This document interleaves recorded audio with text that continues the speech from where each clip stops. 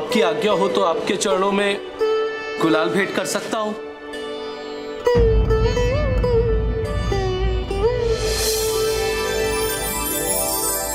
अवश्य नंदी, क्यों नहीं कर सकते।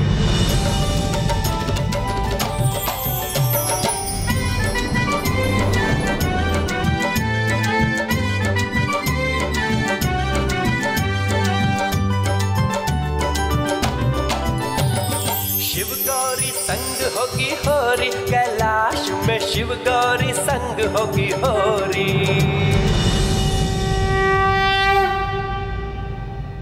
धन्य हो गया मैं प्रभु, धन्य हो गया।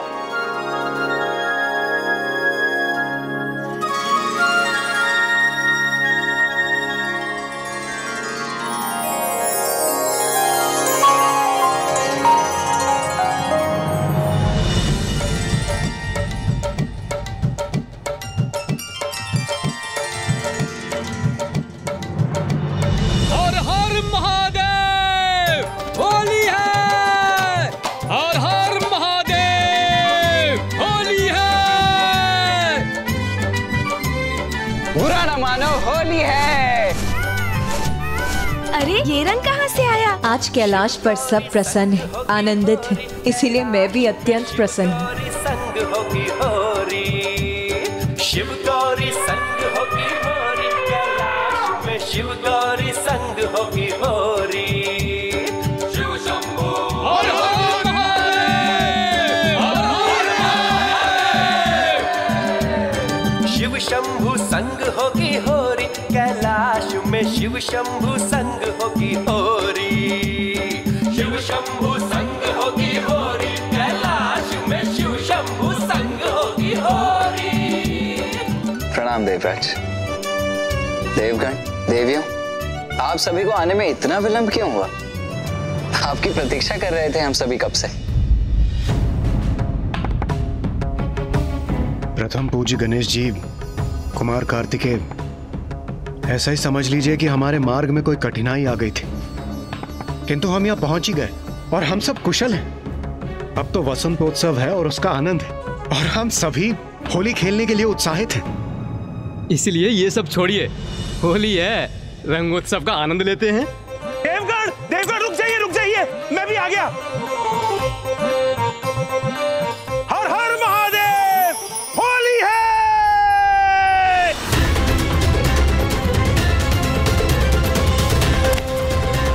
आज महादेव और माता पार्वती से भेंट करने की बहुत इच्छा हो रही है।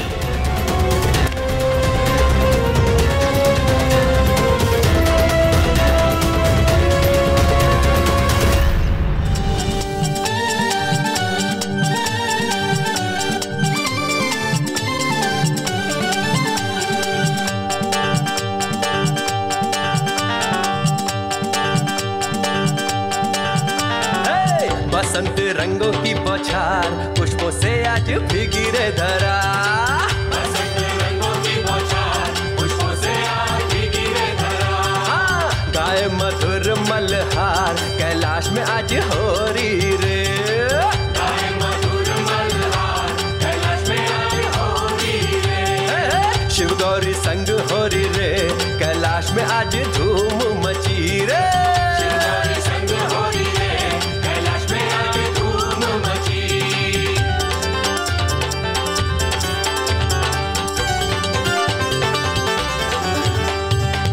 गणेश कार्तिक आज मगन रे, हर्षित इंद्र और देवता गण रे। गणेश कार्तिक आज मगन रे, हर्षित इंद्र और देवता गण रे। शिव गौरी संग होरी रे, कैलाश में आज धूम मची रे। शिव गौरी संग होरी रे, कैलाश में आज धूम मची। बसंत रंगों की बौछार, पुष्पों से आज भीगी रे धरा।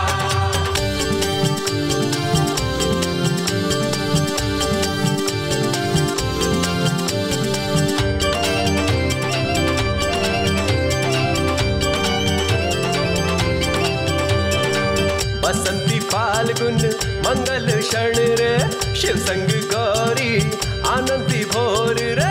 बसंती फाल्गुन मंगल क्षण रे,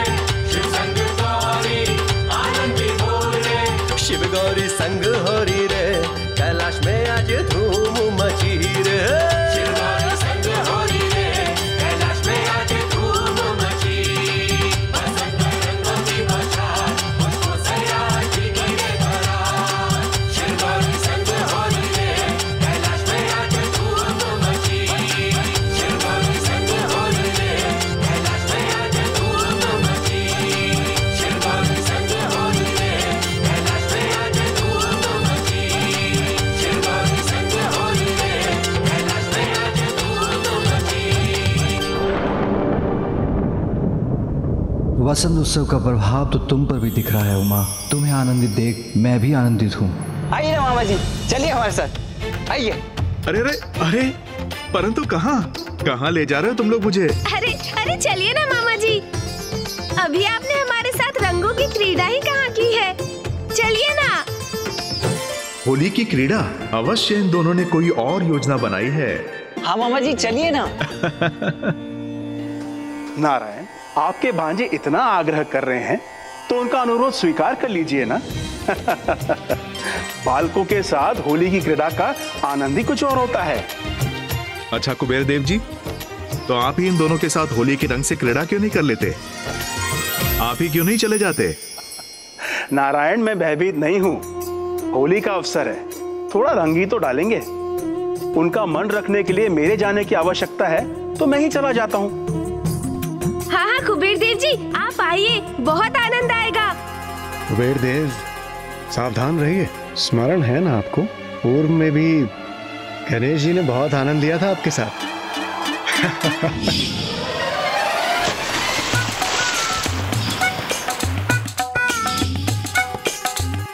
नहीं नहीं, आज तो वसंत उत्सव है, आज तो मात्र रंगों की ही क्रीड़ा करेंगे गणेश जी। देवराज, आज ऐसा कुछ नहीं होगा, मुझे पूरा विश्वास है। आइए गणेश जी, आप दोनों मुझ पर रंग डालेंगे तो मैं भी तो डालूंगा, ऐसे थोड़ी जाने दूंगा आप दोनों को। गणेश जी, कार्तिकेय जी। अवश्य कुबेर जी, अवश्य।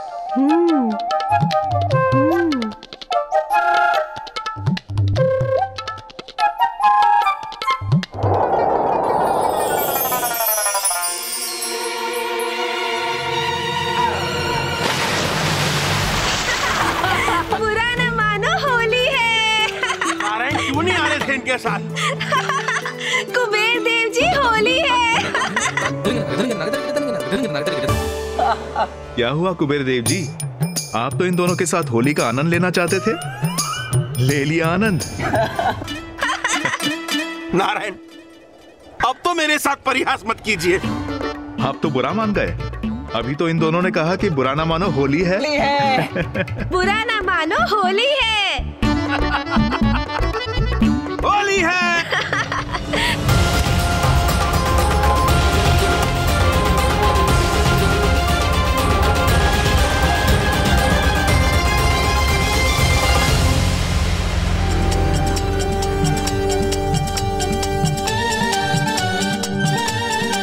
होली है।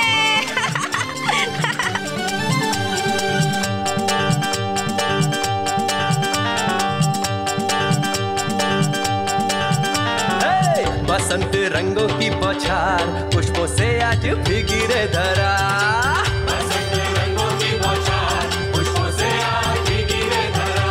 हाँ, गाए मधुर मल्हार, कैलाश में आज हो रही रे।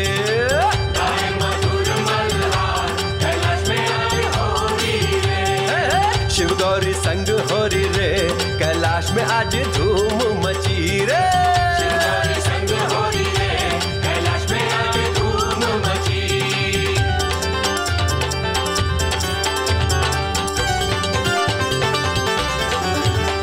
हे, बसंत रंगों की बौछार, पुष्पों से आज भीगी रे धरा।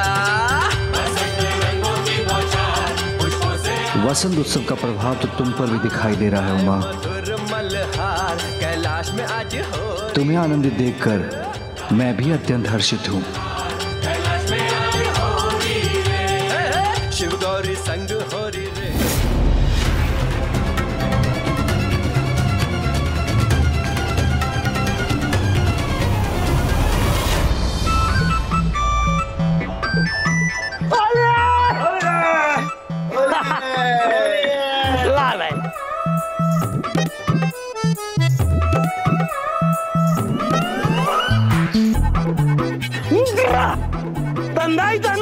ज्यादा धंधा कर लेती है। बनाते जाओ, पीते जाओ, बनाते जाओ, पीते जाओ। माँ तो ऐसे ही खड़ी है, मैंने तो माँ पर रंग ही नहीं डाला, अब भी डालता हूँ। अब आनंद आएगा।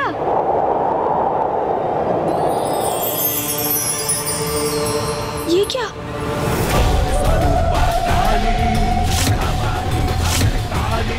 माता अपने महाकाली रूप में? पुत्र का प्रणाम स्वीकार कीजिए माता। उमा,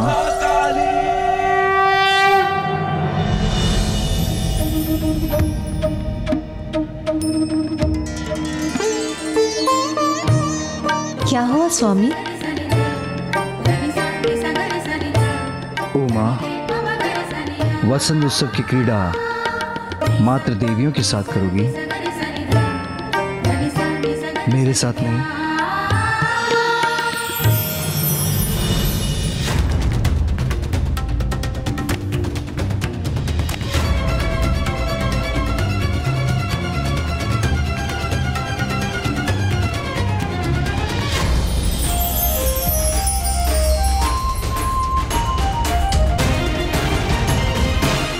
बस अब मैं कैलाश पहुंचने ही वाला हूं।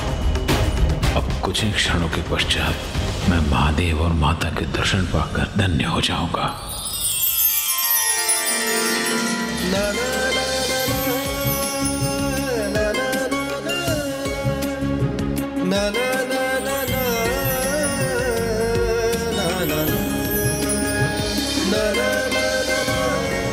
अवश्य करूंगी नाथ, होली की क्रीड़ा तो मैं आपके साथ भी अवश्य करूंगी।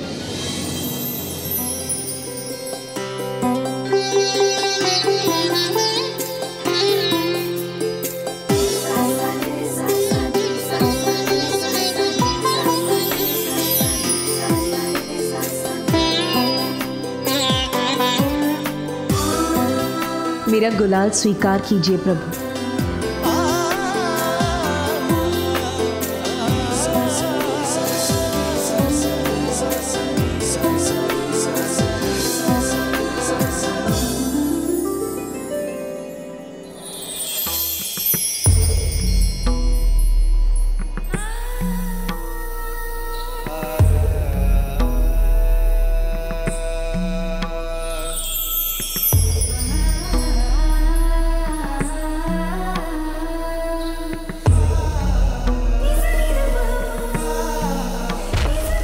लीजिए, अब तो मैंने आपके साथ होली की क्रीड़ा कर ली ना प्रभु।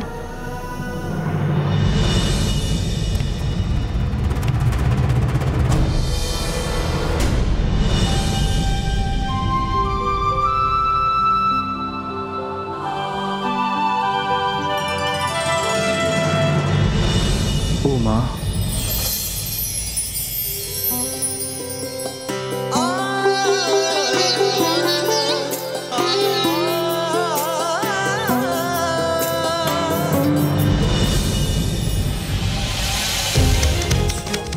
कैलाश तो आज होली के रंगों से रंगा है।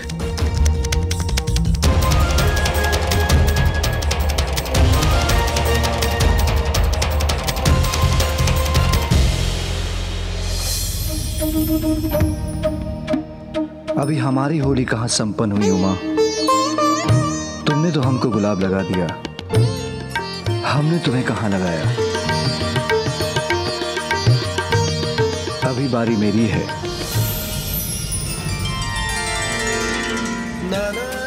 स्वामी के ऊपर भी वसंत उत्सव का रंग चढ़ ही गया आज।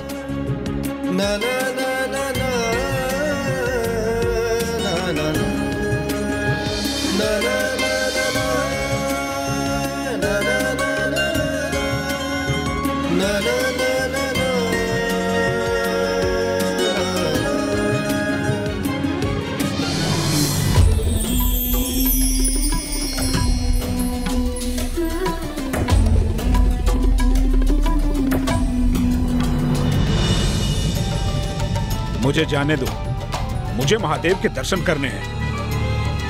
कौन है? ओह, क्षमा करें रिसीवर, महादेव वहां है माता के साथ।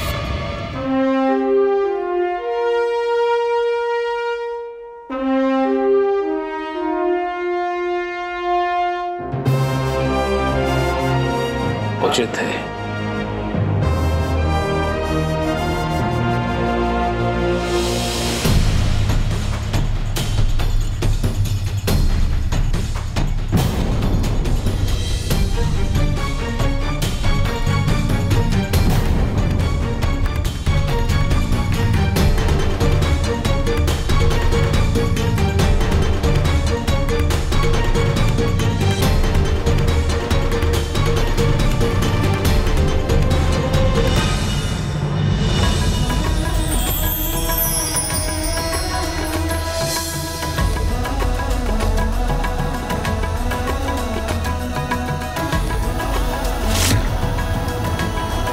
प्रणाम महादेव, प्रणाम माता पार्वती।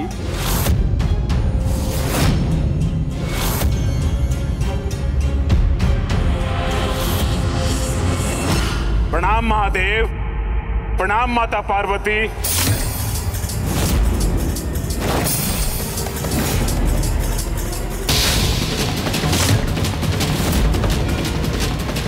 महादेव, माता पार्वती।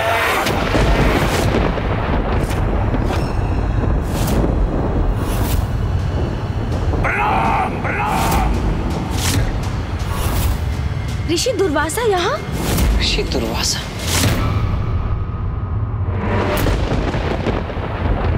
पुनः अपमान किया आपने मेरा, अपमान किया आपने मेरा। बस महादेव, बस महादेव, बस। अब और सहन नहीं करूंगा, सहन नहीं करूंगा।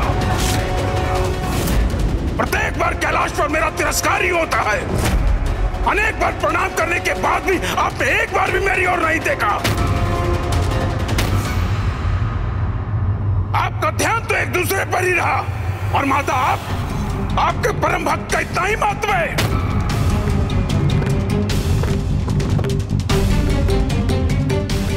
भगवान तो भक्तों से होते हैं, फिर कैसे भगवान है आप जो अपने भक्तों का सम्मान नहीं करते? आप एक दूसरे में इतने रमे हैं कि आपको अपने आप की, अपने भक्तों की और अपने कर्तव्य की कोई चिंता ही नहीं। यदि ऐसा है तो ऐसा सदा के लिए हो जाए, तो ऐसा सदा के लिए हो जाए, सदा के लिए हो जाए।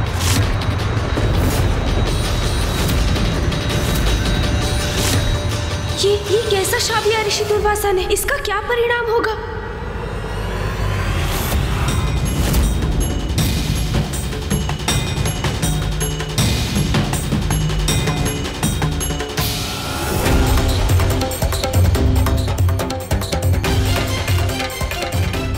क्रोध का ऐसा अंतरिक्ष आपके जैसे तपस्वी को शोभा नहीं देता। नहीं भैया, आप कुछ मत कीजिए, कुछ मत कहिए। आप अपने क्रोध से ऋषिवर की क्रोध की ज्वाला में और घृत मत डालिए। आप दोनों का परम भक्त हूं मैं। इतने समय से मैं आप दोनों का अभिवादन कर रहा हूं। अपने भक्तों के प्रति आपका यह कैसा अनुचित व्यवहार है महादेव? माता,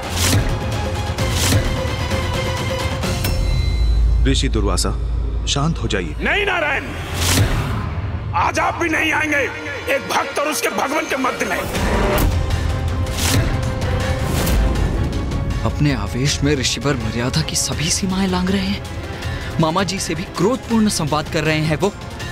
ये उचित नहीं है। सत्य है, ऋषिवर का क्रोध अपने चरम पर होता है तो वो सब कुछ भूल जाते हैं कि इस क्रोध का क्या परिणाम होगा।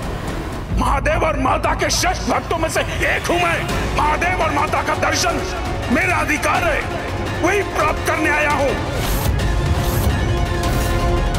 ऋषि दुर्वासा के क्रोध का आवेग तो बढ़ता ही जा रहा है। कहीं ये पुनः महादेव को श्राप देकर कोई बड़ा अनिष्ट न कर दे। ये कैलाश है, जगत पिता महादेव और जगत जननी माता पार्वती का परम पावन निवास। कैलाश, जहाँ आपके भक्त आपके दर्शन हेतु आते हैं, किंतु आपको भक्तों की चिंता ही नहीं। यदि ऐसा है तो आप किसी निर्जन स्थान पर वास क्यों नहीं करते, जहाँ निर्विघ्न आप एक दूसरे में रमे रह सके? यदि ऐसा है तो आप किसी निर्जन स्थान पर वास क्यों नहीं करते, जहाँ निर्विघ्न आप एक दूसरे में रमे रह सके? ऋषि दुर्वासा, अपने क्रोध पर नियंत्रण कब पाएंगे आप? बसंत उत्सव के शुभ अवसर पर कैलाश आकर आपने महादेव और मुझे इतना कुछ कह दिया, यहाँ तक कि यहाँ से जाने की बात भी कह दी। आज इस शुभ दिवस पर हम अपने किसी भी भक्त को निराश नहीं करेंगे।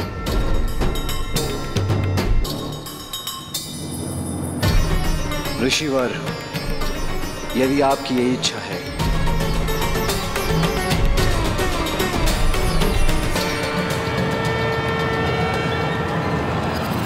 तो यही होगा। तो यही यही तो यही यही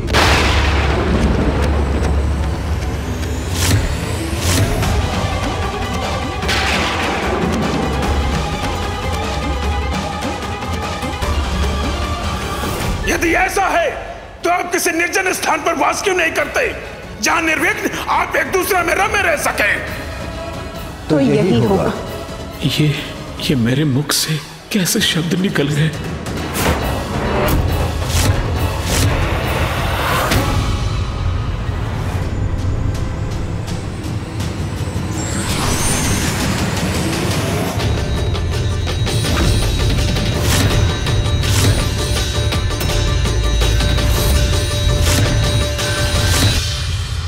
महादेव, माँ!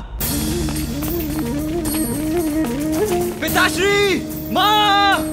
माता! माँ! पिताश्री! माँ, पिताश्री, आप ऐसे कैसे जा सकते हैं? ऋषि दुर्वासा के क्रोध के कारण ये कैसा अनर्थ हो गया। महादेव और माता दोनों कहाँ अंतर ध्यान हो गए। माँ, महादेव और माता अपने चरण चिन्ह छोड़कर अंतर ध्यान हो गए।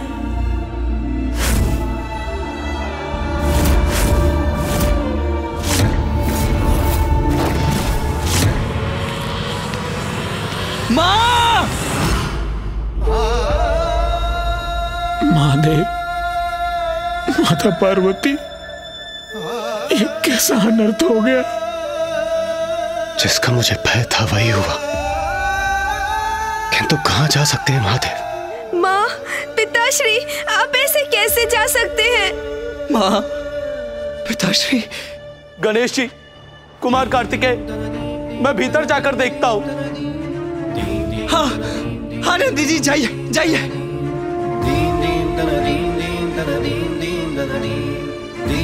हम भी ढूंढते हैं महादेव। प्रभु, कहाँ चले गए आप? हमें छोड़कर मत जाइए प्रभु, हमें छोड़ के मत जाइए। कहाँ चले गए महादेव, माता, महादेव। आज वसंतोत्सव के शुभ दिवस पर कैसा अनर्थ हो गया। माँ,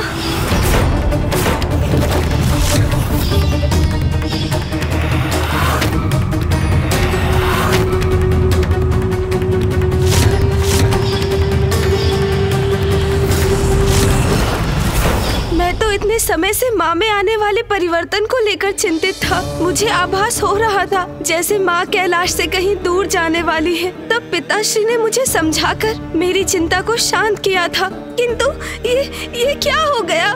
माँ और पिताश्री दोनों ही कहीं चले गए। अब हम क्या करेंगे? कहाँ गए होंगे वो? नंदी जी,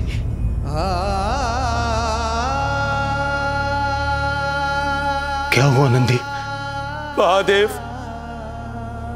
माता भवन के भीतर नहीं है।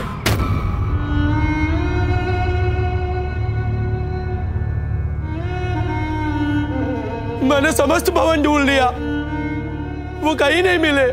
अर्थात पिताश्री और माँ दोनों ने ही कैलाश का परित्याग कर दिया।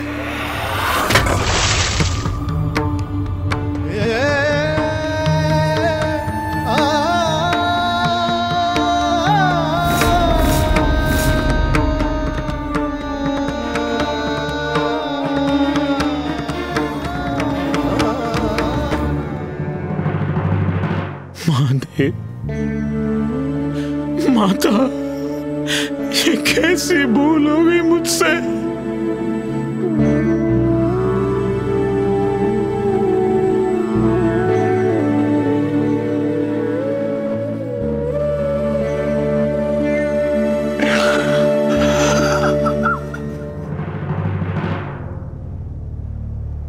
क्रोधावेश में मैंने ये कैसा कटु वचन बोल दिया। आप क्रोध त्याग कर दुर्वासा अपने पश्चाताप की अग्नि में तप रहे हैं। जिस भक्त के जीवा से ऐसे कठोर वचन सुनकर महादेव और माता को कैलाश त्याग के जाना पड़ा, उस भक्त को अब जीवित रहने का कोई अधिकार नहीं। मैं अब जीवित नहीं रहूंगा। मैं अपने प्राण त्याग दूंगा, अपने प्राण त्याग दूंगा, प्राण त्याग दूंगा, प्राण त्याग दूंगा। ऋषि दुर्वासा,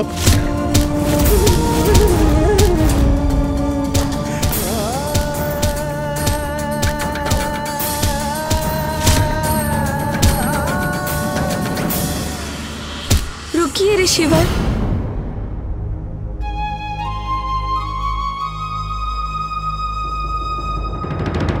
ये आप क्या कर रहे हैं ऋषिवर?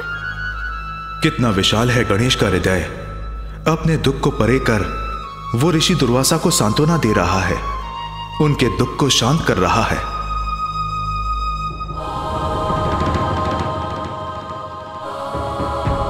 गणेश जी, कुमार कार्तिकेय जी, आप लोग कैलाश पर वसंतोत्सव मना रहे थे,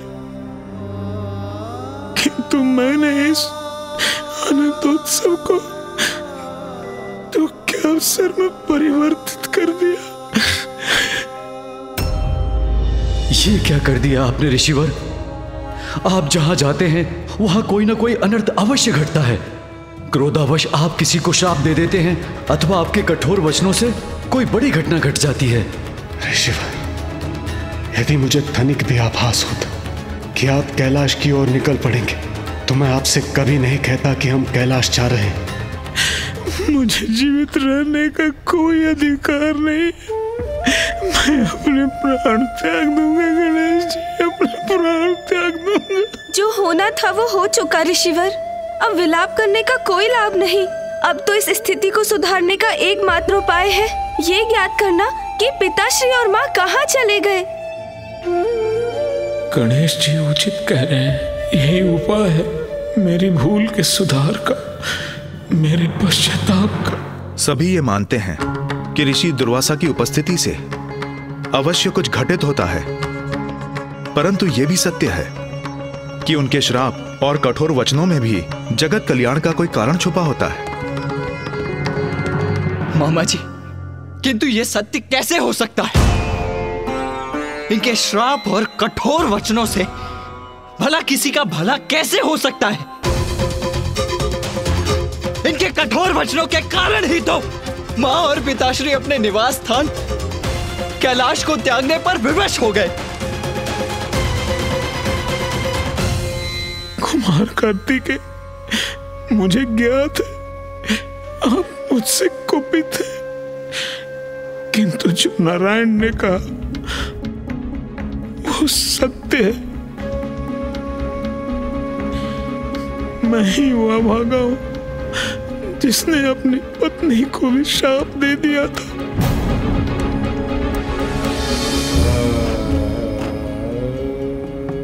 किंतु उसके परिणाम स्वरूप संसार का कल्याण ही हुआ था। आपने अपनी ही पत्नी को शाप दिया था और उससे संसार का कल्याण हुआ था? कैसे ऋषिवर? अनुज गणेश, ये समय कथा सुनने का नहीं है। समय व्यर्थ करने के स्थान पर हमें माँ और पिताश्री को ढूंढना चाहिए, उन्हें कैलाश लौटाने का उपाय करना चाहिए। भैया, कदाचित इस कथा में ही हमारी समस्या के समाधान का कोई ना कोई उपाय छिपा होगा। हमें ज्ञात होगा कि ऋषिवर का क्रोध कल्याण कैसे करता है। संभव है इस कथा से हम समझ पाए कि आज जो भी हुआ उसका कारण क्या था और माँ और पिताश्री कहाँ चले गए हैं। उचित है, कहिए ऋषिवर। मेरी पत्नी कदली महर्षि और की पुत्री थी, जो धर्मपरायण और पतिव्रता स्त्री थी। ये तब की घटना है जब मैं वन के मध्य में एक दिवस अपने तप स्थल पर जगत की समृद्धि और शांति के लिए यज्ञ कर रहा था। उसी अंतराल मध्याह्न में मैं विश्राम करने के लिए लेटा और निद्रा ने मुझे घेर लिया। घोर निद्रा के मध्य मेरी पत्नी कद्दी कब वहां आई मुझे ज्ञात ही नहीं हुआ। स्वामी की पूजा के लिए पुष्पादि ले आई हूं मैं। उनके संध्या वंदन का समय होने ही वाला है।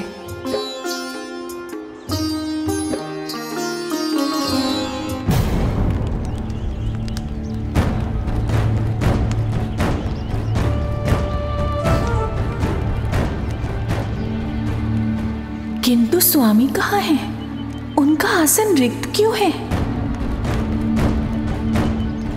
ये क्या, मेरे जाने के पूर्व स्वामी विश्राम करने गए थे? संध्या वंदन का समय हो गया है, किंतु उनकी निद्रा भंग नहीं हुई।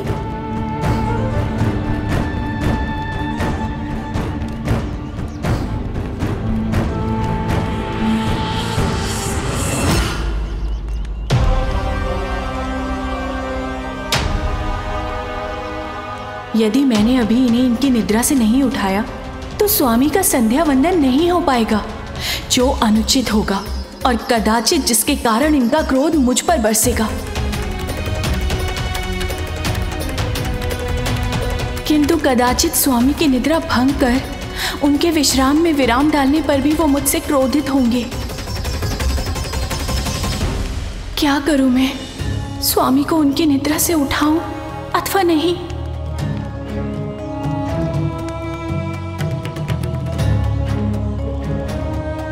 संध्या वंदन पूजा और उसके उपरांत यज्ञ तो अत्यंत महत्वपूर्ण है। ये पूजा मेरे स्वामी ऋषि दुर्वासा के धर्म पालन के साथ साथ लोक कल्याण हेतु उनके यज्ञ के लिए भी आवश्यक है। मुझे स्वामी को निद्रा से जगाना ही होगा, फिर वो मुझ पर क्रोध ही क्यों ना करे। उनकी पत्नी होने के नाते मैं उन्हें अपना धर्म भंग करने नहीं दे सकती।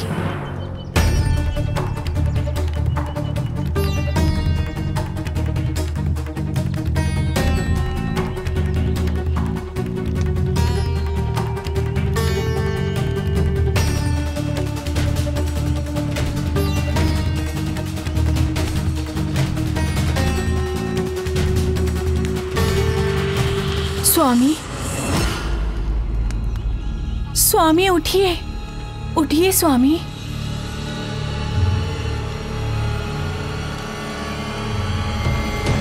स्वामी मैं आपसे अनुरोध करती हूँ, उठ जाइए स्वामी, उठ जाइए। कौन है जो मुझे मेरी निद्रा से जगाने का दुस्साहस कर रहा है? वो जो कोई भी हो, मैं उसे भस्म कर दूंगा।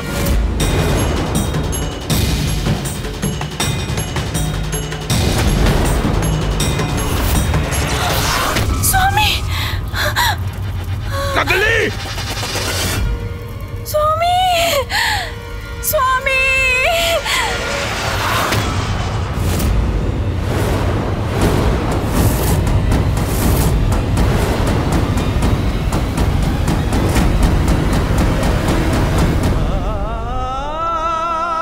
कदली, ये कैसा घोर अनर्थ हो गया कदली।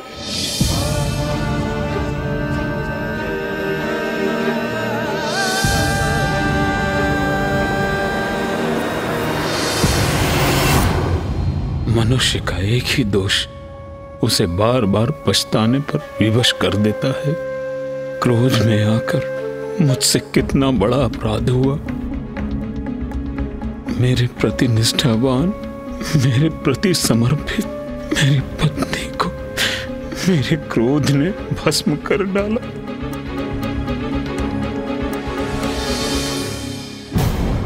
ऋषिवर, जो भी हुआ बहुत दुखद हुआ, किंतु इसमें किसी का कल्याण कहाँ? गणेश जी, ये समझने के लिए आपको पूरी कहानी सुननी पड़ेगी।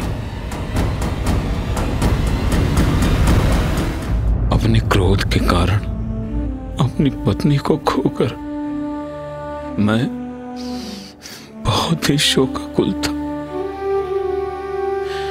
और पुत्री, पुत्री कदली,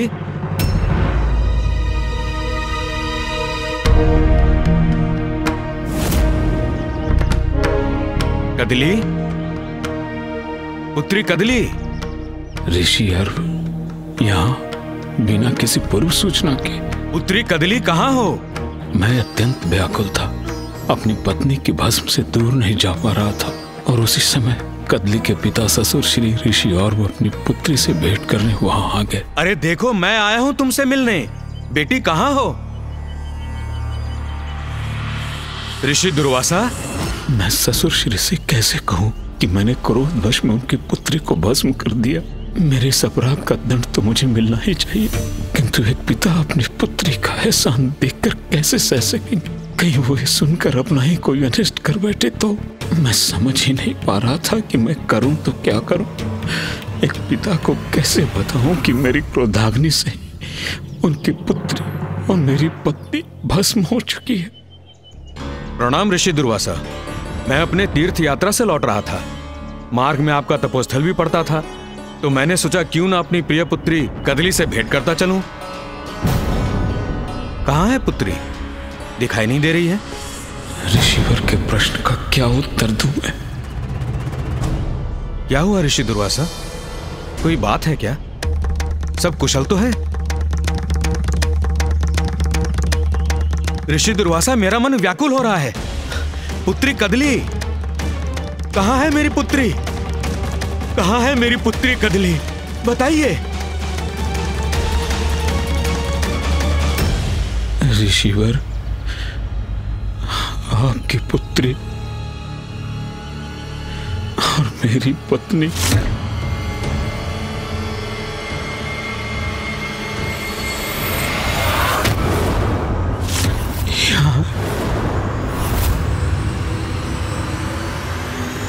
कदली यहाँ है? या क्या कह रहे हैं ऋषि दुर्वासा?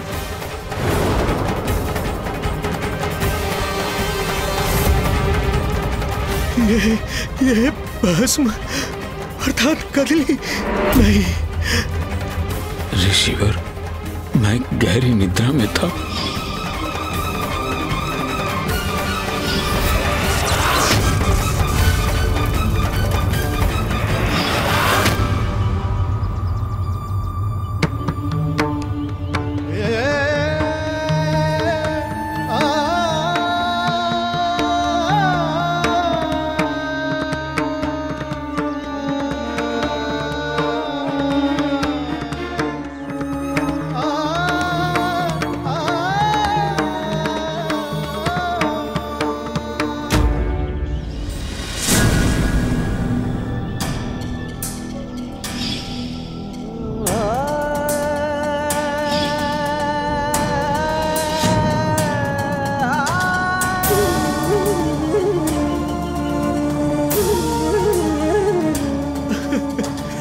कदली,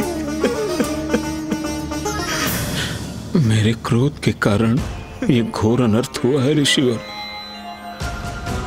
अपराधी मैं हूं, ये मेरा अपराध है ऋषिवर। दंडित कीजिए मुझे, शाप दीजिए मुझे ऋषिवर, शाप दीजिए। मैं आपको शाप नहीं दूंगा ऋषि दुर्वासा।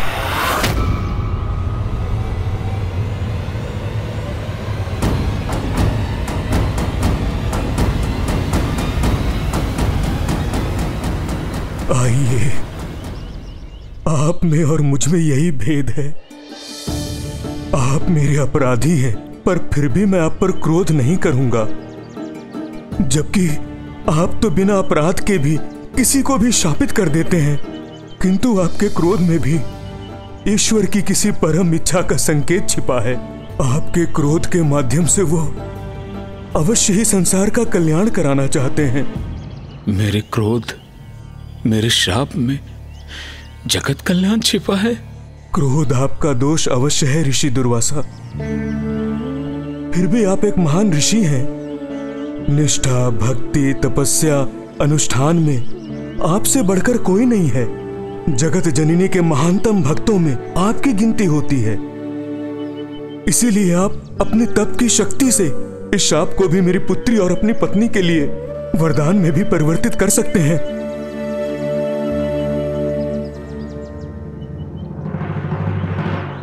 उचित है ऋषिवर।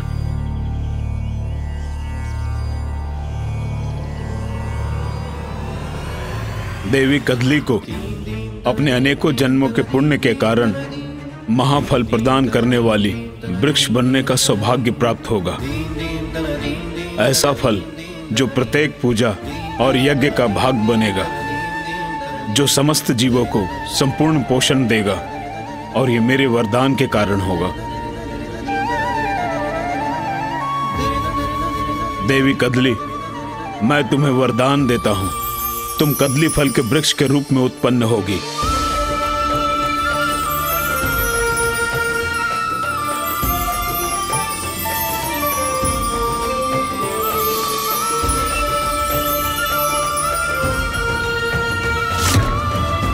आज से ये फल कदली फल के नाम से विख्यात होगा और कोई भी पूजा इसके बिना अधूरी मानी जाएगी। इतना ही नहीं, कदली फल समस्त मनुष्यों के लिए संपूर्ण भोजन बनेगा, जो सरलता से उपलब्ध होगा और सभी के भूख को दूर कर त्वरित ऊर्जा प्रदान करेगा। ऋषिवर का शाप तो जग के लिए वरदान बन गया। जगत को एक ऐसा फल मिला जो हर पूजा के लिए आवश्यक है। आशा है ऋषिवर के इस क्रोध का भी अब कोई ऐसा ही फल मिलने वाला है। किंतु इस समय महत्वपूर्ण ये है कि पिताश्री और माँ है कहाँ? कहाँ चले गए दोनों?